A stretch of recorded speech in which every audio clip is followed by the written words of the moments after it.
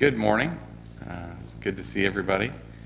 This is going to be the last class of the first half of the Minor Prophets, and maybe someday we'll do the second half. I don't know.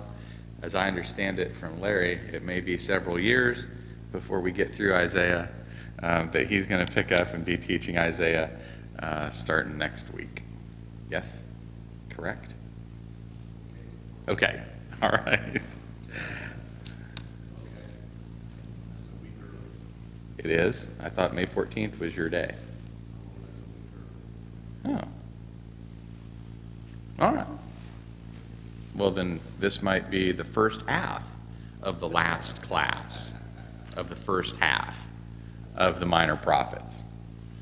Because I can certainly have more to say here about these last four chapters, I guess, that we're going to talk about today.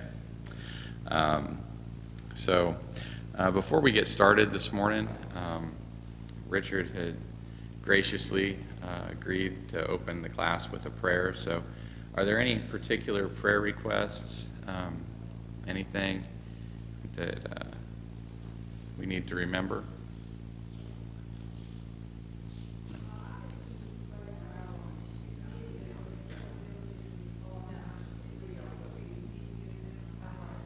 Okay, so a prayer for the preacher search, the minister search.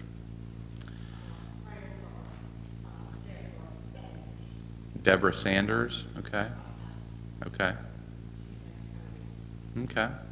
So Deborah Sanders has COVID. All right. Any others? All right. Richard, if you would, please, sir.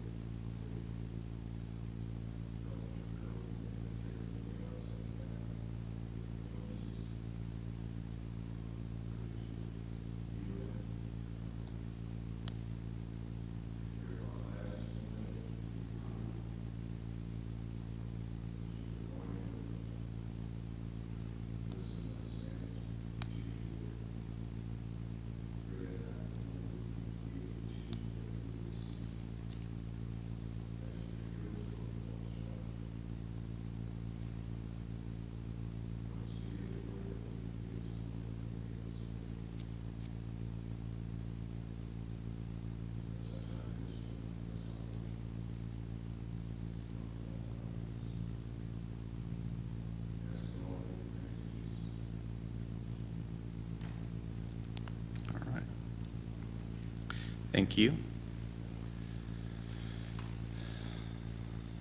Okay, so this morning we're going to be looking primarily, going to start in chapter 4 and try and work our way through chapter 7 this week and next.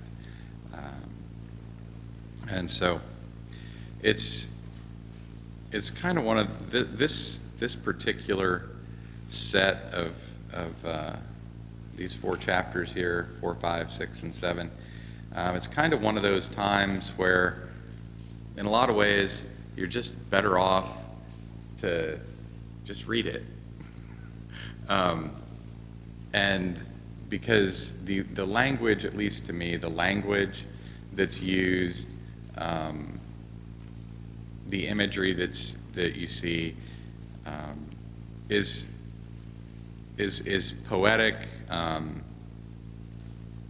and given where we are in this study and what we've covered, I don't believe that anybody would necessarily have any trouble interpreting it or understanding what's being said. But we're going to go through it. We're going to have a few comments. Just by way of a quick review, we went through the first 3 chapters last week. And chapter 1 really kind of reads on God's pronouncement of judgment, the condemnation of Israel, and at this point, even to Judah, okay? That you have enemies at the gates of Samaria in Israel, and also at the gates of Jerusalem. The chapter 1 contains the judgment, the prediction of the exile that will be coming when the Assyrians do eventually conquer the entirety of the land.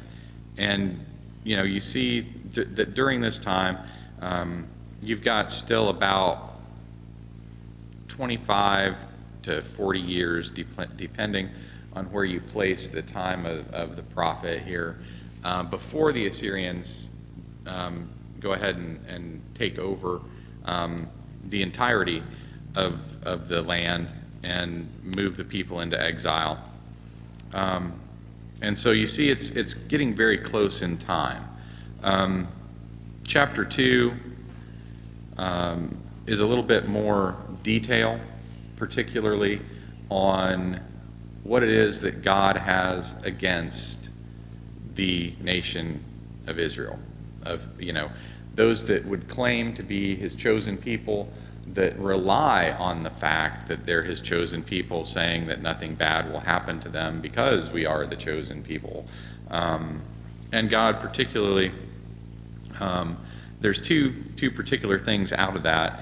The judgment on those who act with evil intent to dispossess their brothers, right? Those of the aristocracy, of the wealthy class, that it says plot evil on their beds. And then they get up in the morning and then they do it because they can. They take from the poor. They mistreat those that are less fortunate. And they do it not because of any particular right or any reason. They haven't been wronged by anyone. They do it because they can.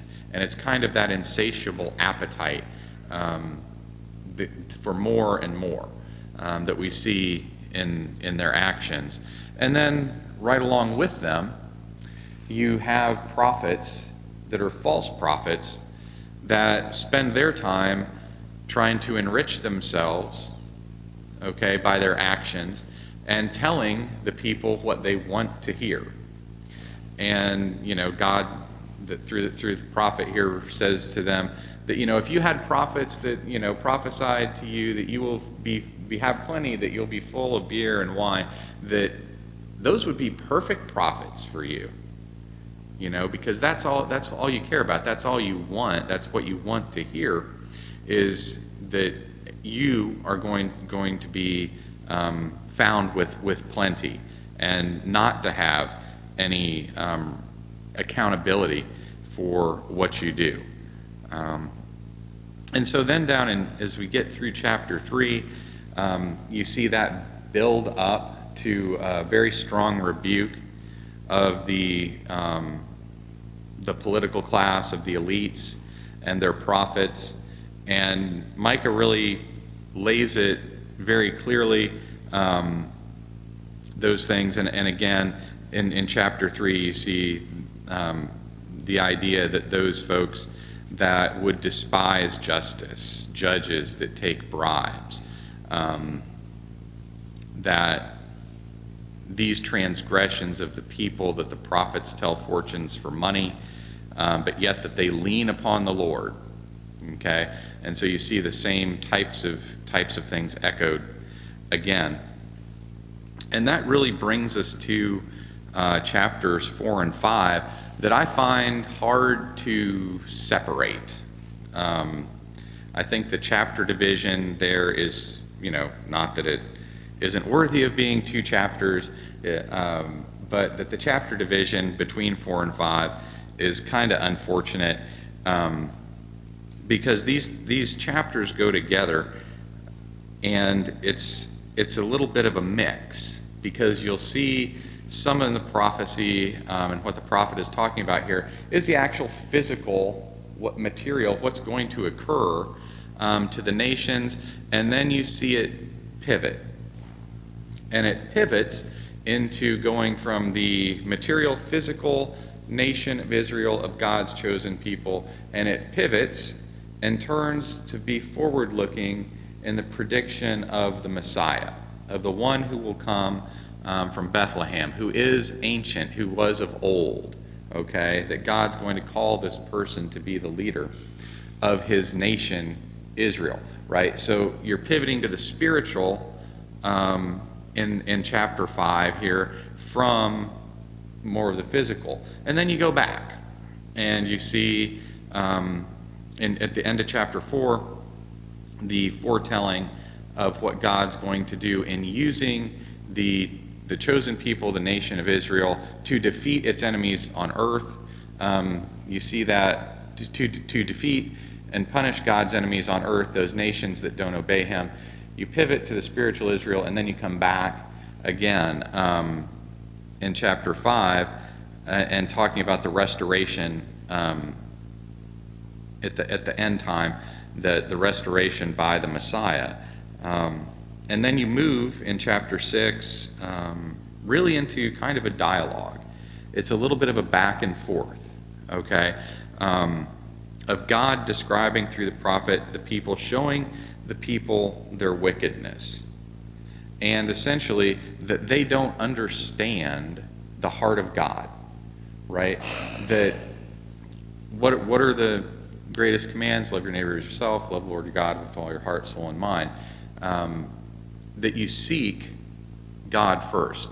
And you see in chapter 6, probably, maybe, I think, one of those verses, a couple verses that when you hear it is very familiar, right? That everybody knows. It's made it onto the little plaques at the Christian bookstore, right? It's one of the pantheon, okay? And so we're going to talk about that, because that really is when God, through the prophet, describes the sin of the people, and the people then say, well, what shall we do? Do we bring a grain offering? Would you be satisfied with cattle, oil? And then the prophet tells them, you know exactly what's required of you. God has made it plain, okay? And it sums up there in chapter 6, in just a couple verses, the entirety of the failings of these people, because they aren't doing what God requires of them. And what God requires of them is very straightforward, is very simple.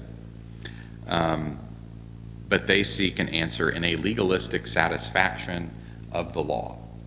What can we do to be okay? And then we'll be okay. And we're God's chosen people, and so everything's going to be fine. Doesn't matter our attitude, doesn't matter our motivation, doesn't matter our heart. We just, what can we do? What do we do to be okay? And that's what we'll do. And the prophet answers them and very succinctly points out to them that you're not, even if you do all these things, you're not doing what the law requires, what God requires of you. And then in chapter 7, we're going to see basically Israel's complete corruption, what the prophet says there and details there, showing that it's beyond hope, right? That these folks aren't going to turn. But then it pivots again in showing the messianic promise of redemption of God's chosen people from their enemies, and what God's going to do there. So let's go ahead, because like I said, we'll go ahead and read chapter 4 and 5, and if you guys can tolerate it, I'm just going to read it straight through. If you can't stand it that long, just raise your hand. We'll stop. All right. But I'm just going to read those 2 chapters straight through. And I really want you to think about what's being said. Bless you. What's being said here to the people, and then what God's promise is to us. Okay. So just beginning in chapter 4. In the last days, the mountain of the Lord's temple will be established as chief among the mountains. It will be raised above the hills, and people will stream to it. Many nations will come and say, "Come, let us go up to the mountain of the Lord, to the house of the God of Jacob. He will teach us his ways, so that we may walk in his paths."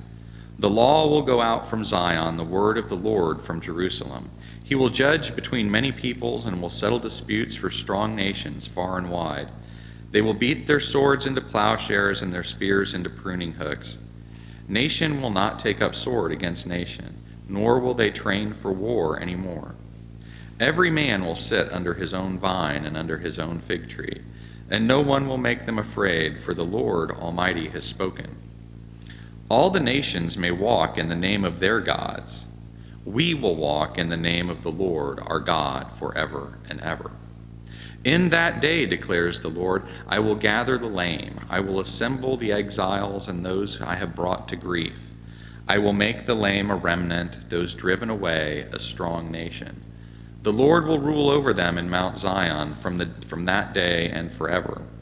As for you, O watchtower of the flock, O stronghold of the daughter of Zion, the former dominion will be restored to you. Kingship will come to the daughter of Jerusalem. Why do you now cry aloud? Have you no king? Has your counselor perished, that pain seizes you like that of a woman in labor?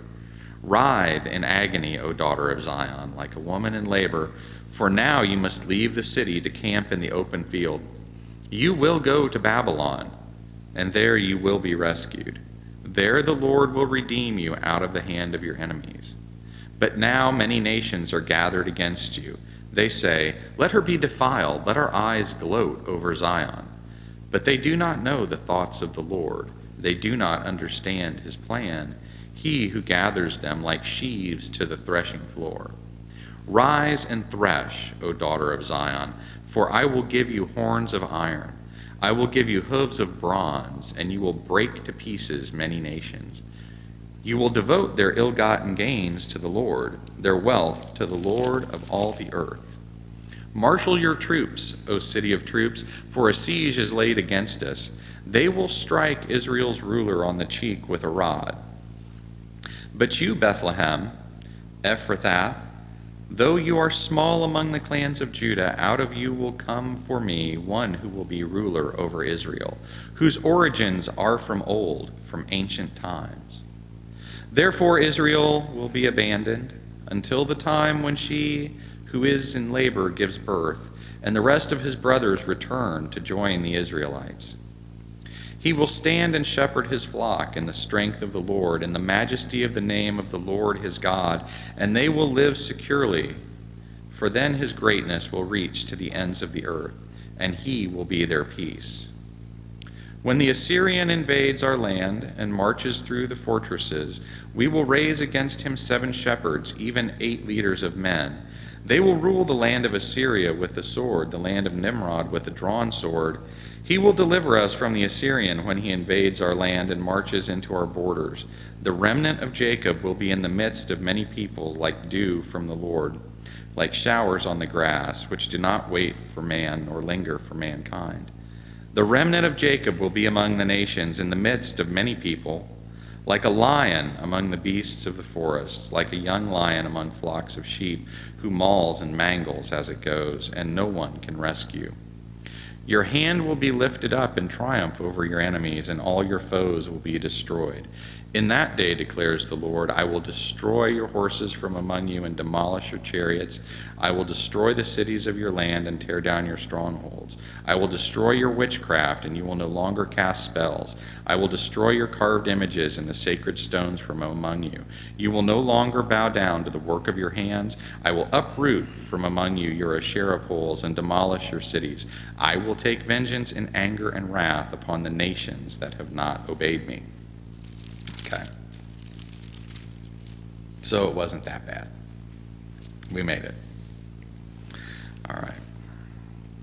But I want to just kind of draw your attention there, and then I want to open it up for kind of comments if anybody has anything that they'd like to speak to this study.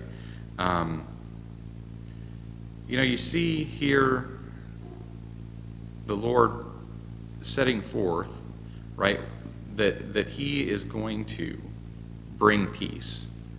That in the last days, when he returns and reigns, that these powerful nations are going to be brought to nothing. That there isn't going to be any more war. That his authority is going to be everything and all sufficient for all people. Then you see again at the end of chapter 5 that those who don't get with the program are destroyed, right? Those nations that have not obeyed him.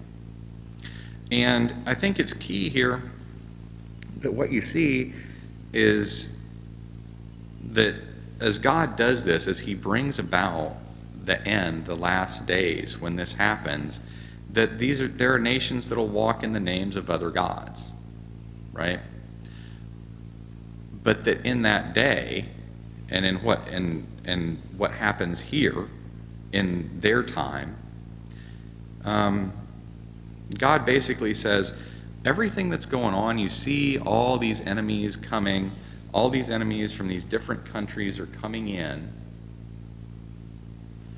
and I'm drawing them in. Because they don't know my plan. They don't understand what's happening. Okay? They're being drawn in, and then he calls on the nation of Israel to stand up and thresh, like the threshing floor. Stand up and defeat these folks. Right? Punish them for their iniquity. And God tells them that he's going to give them horns of bronze or horns of iron and hooves of bronze, that you'll break to pieces many nations, and that their ill-gotten gains are to be devoted to the Lord, their wealth to the Lord of all the earth. And so, in what the prophet here, telling these folks that they are going to be God's instruments against these other nations, but that they are in fact, because of their own sin, that once God uses them as an instrument of justice against these other nations, that doesn't mean that they're in the right, okay? That their sins are going to just be ignored. Because in fact, they are going into exile. He tells them, you're going to Babylon, but I'm going to rescue you from Babylon. And that is where you see the rescue from Babylon and the transition from the physical idea of the nation of Israel, and he starts talking about the remnant and the remnant of Jacob. And so you see at the beginning of chapter 5 where he talks about that they're going to marshal their troops, for a siege is laid against you, but they will strike the ruler of Israel on the cheek. Okay? That is essentially predicting and saying that the fall of the king of the monarchy established of Israel, and they're going to be carried away. But then he says, out of Bethlehem, he's going to call the one who will be ruler over Israel, whose origins are from old, from ancient times.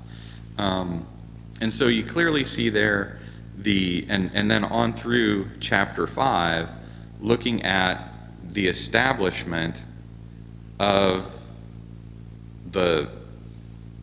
Christ's reign, of the church, of the chosen people of the new Israel, all right, and then talking further on about, towards the end of the chapter, the deliverance of us, right, of the true nation of Israel, of the chosen people of God, and that at these times that we will have someone as our ruler who will be our peace, right, who will live in security, and his greatness will reach to the ends of the earth. And then at the end of chapter 5, God demonstrating the coming of the judgment, and he will take vengeance on all these nations, on all these folks that have not obeyed him. And so it's really, as I see it, it's, like I said before, to me it's very poetic.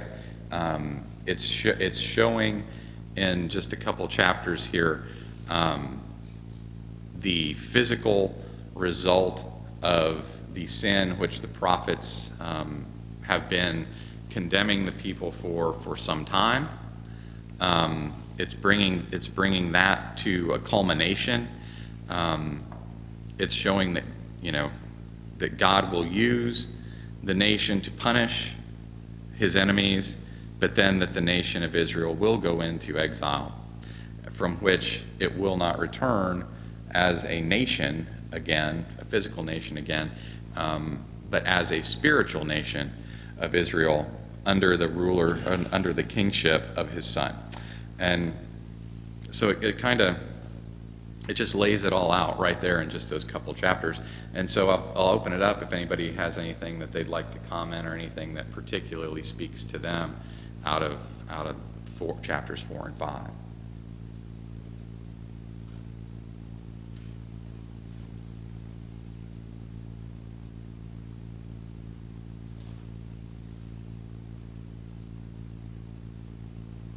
Sure.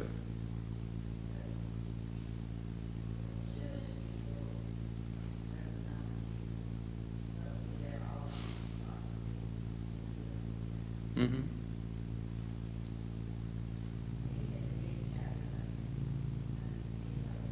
Absolutely, sure.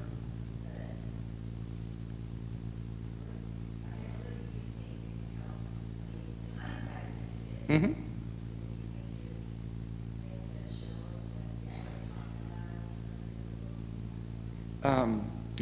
That's a difficult one, right? Because, like you said, having the benefit of hindsight, it becomes quite clear. It becomes obvious, right? And if you have a prophet that says these things, would you, if you're receiving this word at the time, would you think that we're talking about a physical? Well, sure. I think so. And it's I guess there's no question that the political and religious leaders of the Jewish people at the time that Jesus came were absolutely looking for the reestablishment of the earthly kingdom. No question about that. And, we have that benefit of having our eyes opened, right, for us by Jesus. And so we can see through this things that, those folks couldn't understand. Jesus says, right, you're always hearing but never understanding, right? You're seeing but you don't understand. And that's, the best I can say is God says it here. He says it in other places that his ways are above our ways. His ways aren't our ways. His ways are higher. And so there are things that we can't see. And perhaps, and that's kind of why, people ask me sometimes what I think about Christ's return. and the judgment and what's heaven and what's this. And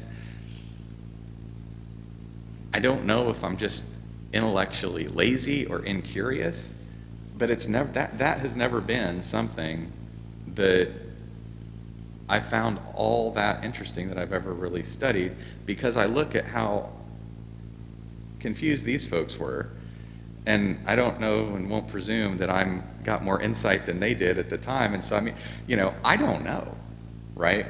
And so I'm not going to presume and and get in an argument with somebody about is really going to happen here? Is Jerusalem really going to come down? Are we real? Is this planet going to be renewed and everybody's going to be here? And I'm like, well, sure. Everybody who ever lived can stand in it if they give them 2 square feet in the city limits of Jacksonville, Florida, right? I mean, it's possible. I don't know. Are we all going to go? It says we're going to rise. I mean, maybe. I don't know. But I know what's promised here, and so I'm just going to wait for that. And however it works out, it's going to work out. Yes, sir. I think it's very possible that they didn't understand for that very reason that God did not want them to understand. In other words, if we look back and say, man, why didn't people see this? Okay? Yep. Well, the scriptures could have easily fixed that problem and said, now look, there are probably things in the physical kingdom that don't. It's a spiritual kingdom, but it's not really that. It just says kingdom. Okay? It's sort of like the parables. Why did Jesus use parables? He could have easily just spelled it out. Okay? But no, there was a reason behind this. The scriptures could have been written so that there was no confusion about this. They could have easily said, plain and simple, the kingdom will not be physical, it will be spiritual.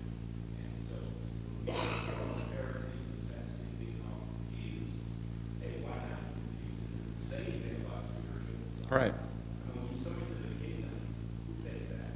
Mm-hmm. They earth kingdom. Yeah. So yeah, it's very possible that they were confused on purpose. Yeah. They were not meant to know.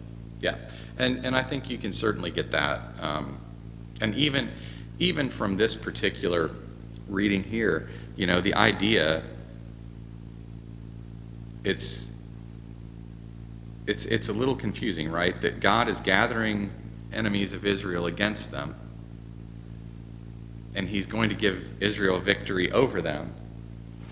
But then, after He uses the nation of Israel as His instrument of judgment against those folks, then He's going to bring judgment on the nation of Israel by who? Some of the very people that they defeated. And so it's interesting to look at, because how would somebody at that time understand that? How would you see that? But yeah. I think we need to go back to the purpose of writing, and I don't disagree with you at all there. This was still written hundreds of years before the birth of Christ. The fact of the matter is, whether Christ was bringing a physical kingdom or an earthly or a spiritual kingdom was of no concern to these people. The point is, and I believe it when Micah is writing, is that people straighten up, do what God tells you to do, and this is what you have to look forward to, is this wasn't from God. And I think the message of encouragement for obedience is what Mike is trying to get across. In response, if you don't, then God will take vengeance on you. And I think you see that all the way up to the time of Christ. And then Christ is the one that comes back and says, look at these writings. This is me now. I'm bringing you a spiritual kingdom. And that's where they ran into confusion. So they couldn't put those pieces together. But I think that's a large reason why you don't see it here. It just wasn't relevant for these people. Yeah. No, I think that's fair. Yeah, Jim. The people that Mike was writing to would have known the history of Bethlehem. Jacob and Rachel was pregnant, and traveled from Bethel, and she gives birth at Bethlehem to Benjamin and Don, and is buried there.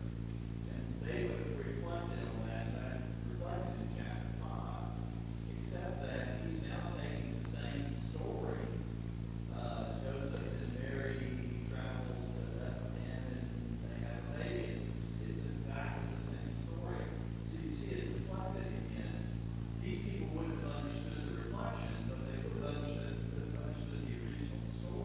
Sure. And so that shouldn't be lost here. Yeah, and definitely the significance of Bethlehem, right? And that the ruler would come from there.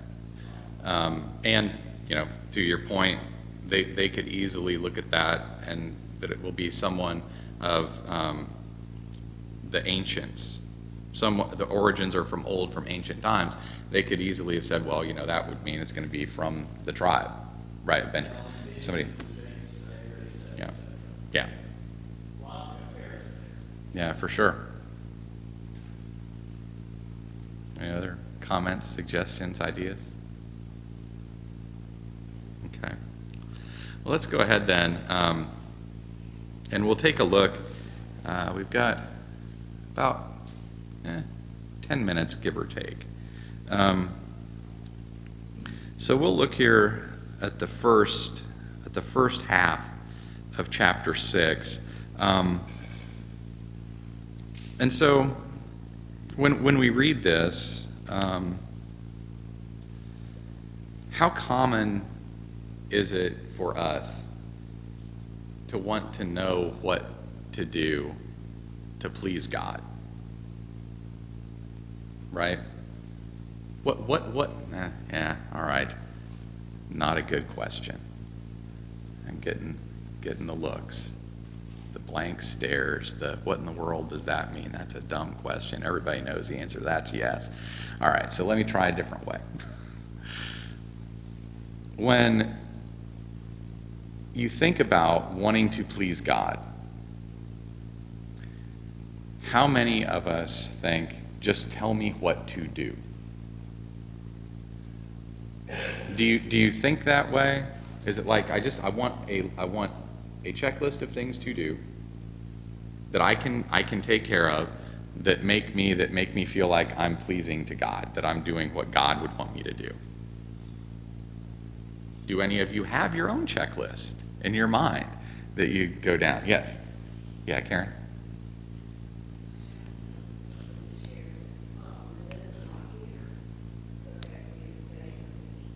Okay.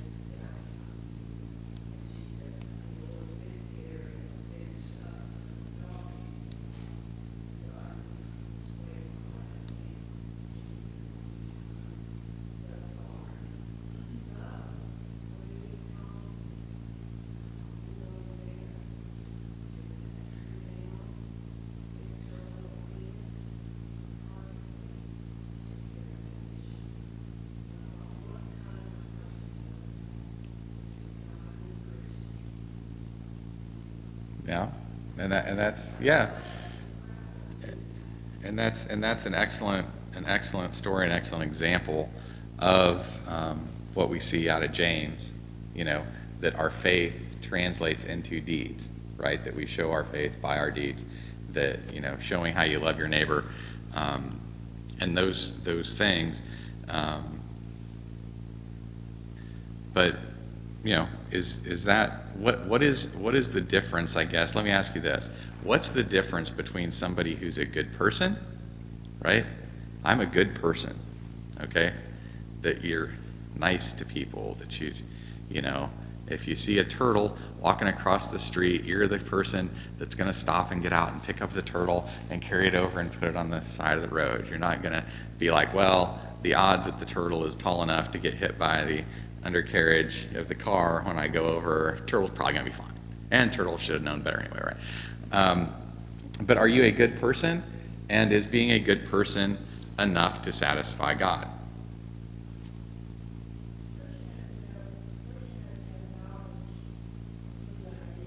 Okay.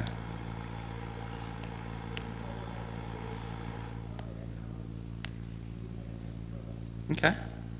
All those are, I think that's a good answer. So let's read the first half of chapter 6 and kind of think about that and what these folks are doing here. Micah says, "Listen to what the Lord says. Stand up, Plead your case before the mountains. Let the hills hear what you have to say. Hear, O mountains, the Lord's accusation. Listen, you everlasting foundations of the earth. For the Lord has a case against his people. He is lodging a charge against Israel. My people, what have I done to you? How have I burdened you? Answer me. I brought you up out of Egypt and redeemed you from the land of slavery. I sent Moses to lead you, and also Aaron and Miriam. My people, remember what Balak king of Moab counseled and what Balaam son of Beor answered? Remember your journey from Shittim to Gilgal, that you may know the righteous acts of the Lord. Okay? So there's God lodging his complaint against the people, basically, again, saying, you're doing all these things, right? You're chasing after other gods. You're prostituting yourselves. But why? What did I do to burden you? Why are you unfaithful to me? And so the people answer here, and he said, well, with what shall I come before the Lord and bow down before the exalted God? Shall I come before him with burnt offerings, with calves a year old? Will the Lord be pleased with 1,000 rams, with 10,000 rivers of oil? Shall I offer my firstborn for my transgression, the fruit of my body for the sin of my soul? Okay? So, they're saying, what should I do? You know, what can I do? What religious observance can I make? What sacrifice is there that can put me right? And it shows that they completely miss it. They're completely missing what he's telling them. They just don't get it. They're slow to learn, right? Sometimes we're slow to learn. But then, here it is, right in the middle of the chapter. And Micah tells them, he has showed you, O man, what is good. And what does the Lord require of you? To act justly, and to love mercy, and to walk humbly with your God. Okay? And there it is. That's what's on the plaque, you know, that you can get from the Christian bookstore, right? There it is. Everybody knows that. But I mean, what a tremendous thing for the prophet to respond to these folks, right? They have just been told. They've been told by the other prophets, right? They've been told by Micah, you devour widows. You plot evil on your beds and then you carry it out because you can. You mistreat the poor and take advantage of them. You sell them, right, for the price of sandals. Okay? You take advantage of people. You lie, you cheat in business. You use incorrect weights in your measurements. Okay? And he tells them all this, and the people are like, well, what do we do? You know, and the answer is not, you know, what they're thinking. They're not thinking, well, boy, what we ought to do is repent and change our ways. Why do we keep doing these things? No. Their answer is, well, what can I do to check it off to be okay? What religious rite can I carry out? What exercise can I do and leave my heart in the exact same condition? And then Micah tells them, very nicely, he didn't insult them. He says, you've been shown. You've been shown what is good. What does the Lord require of you? 10,000 rivers of oil? 1,000 rams? No. To act justly. Right? To treat people justly. To love mercy. Right? We're going to talk more about that next week. I'm sorry, y'all are going to have to sit through it again if you're here. If you're gone home, then I guess you saved yourselves. All right? Right? But to love mercy. and to walk humbly with your God. Because we talked before, how could these people set up all these Asherah poles and these altars and worship and sacrifice to other gods? Because they don't understand where they are in context. They don't put God in his proper context. You walk humbly with God. You put him in the proper context. You recognize him as your creator. And then you won't do those things because your heart will be changed. Yeah. Essentially, the exact same conversation Jesus has with the rich man. The rich man. Yeah. The other thing that immediately hit my mind was when we come across a new convert sees a checklist. The Ethiopian youth, what must I do to be saved? The people in the day of Pentecost, what must I do to be saved? The checklist. And it's our job as Christians to go past that checklist to the concepts that Micah is putting forward. Yeah, for sure. Okay. Any other comments before we close up class for the day? No? All right. Well, thank you guys. We'll see y'all hopefully next week for the last half of the last lesson of the last half of the Minor Prophets.